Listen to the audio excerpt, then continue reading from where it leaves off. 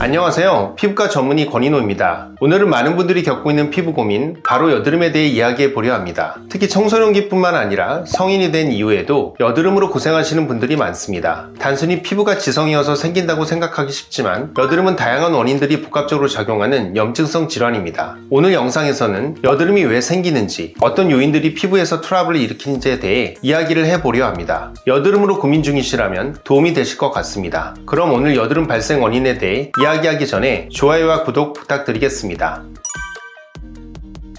여드름은 영문의학적으로는 아크네 vulgaris로 불리는 만성 염증성 질환입니다. 모낭과 피지샘의 기능 이상으로 인해 생기며 주로 얼굴, 가슴 등처럼 피지선이 많이 분포된 부위에 주로 발생합니다. 정상적인 경우 피지는 모낭을 따라 피부 바깥으로 자연스럽게 배출됩니다. 하지만 피지가 밖으로 나오지 못하고 모낭 속에 갇히면 이 부위에 염증이 생기고 박테리아가 번식하면서 여드름으로 발전하게 됩니다. 여드름은 면포, 구진, 농포, 결절, 낭종 등 다양한 염증 단계로 진행되며 심한 경우 흉터나 색소 자국이 남을 수 있어 조기 치료와 관리가 중요합니다.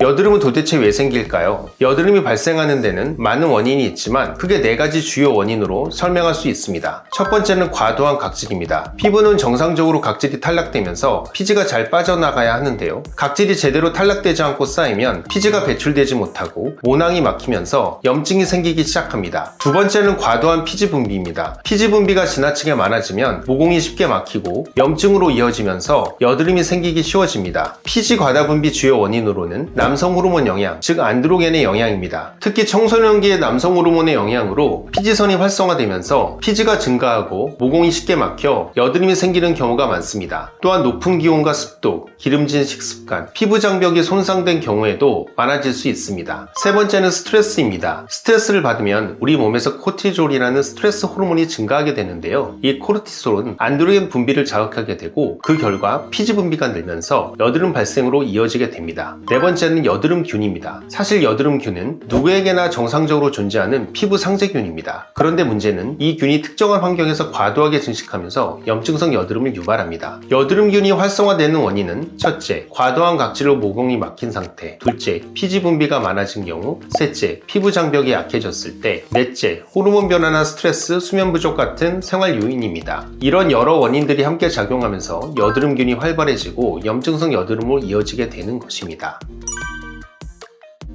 청소년기와 성인기의 여드름은 발생 원인부터 관리법까지 차이가 납니다. 청소년기 여드름은 대부분 호르몬 급증으로 인한 피지 분비 증가가 주 원인입니다. 이 시기에는 피지선이 왕성해지면서 이마, 코, 볼 등 T존 부위에 집중적으로 여드름이 생기게 됩니다. 성인 여드름은 호르몬 불균형, 스트레스, 수면 부족, 잘못된 화장품 사용 등 생활 습관과 환경적 요인이 복합적으로 작용합니다. 특히 여성의 경우 생리주기, 다낭성 난소증후군 등의 영향을 받을 수 있고, 성인 여드름은 유존에 잘 나타나며 염증성으로 진행되는 경우가 많습니다. 성인 여드름은 특히 피부 장벽 개선과 전신적인 생활 습관 조절이 중요합니다. 여드름은 피지선의 발달로 피지가 과도하게 분비되고 각질과 노폐물이 피지 배출을 막으면서 염증이 발생하며 여드름이 됩니다. 이 기전은 누구에게나 비슷하지만 오늘 말씀드린 것처럼 여드름의 발생 원인은 사람마다 다를 수 있기 때문에 원인별로 맞춤 치료를 진행하는 것이 중요합니다. 그럼 다음 영상에서는 여드름의 종류별로 어떤 치료가 효과적인 치료 방법인지 자세히 이야기해 보겠습니다. 오늘은 이렇게 여드름이 생기는 원인에 대해 자세히 말씀드려 봤습니다. 평소 여드름으로 고민하고 계신 분들에게 많은 도움이 되셨으면 좋겠고, 오늘 영상 끝까지 봐주셔서 감사합니다. 여드름에 대해 더 궁금하신 점 댓글로 남겨주시면 답변 드리겠습니다.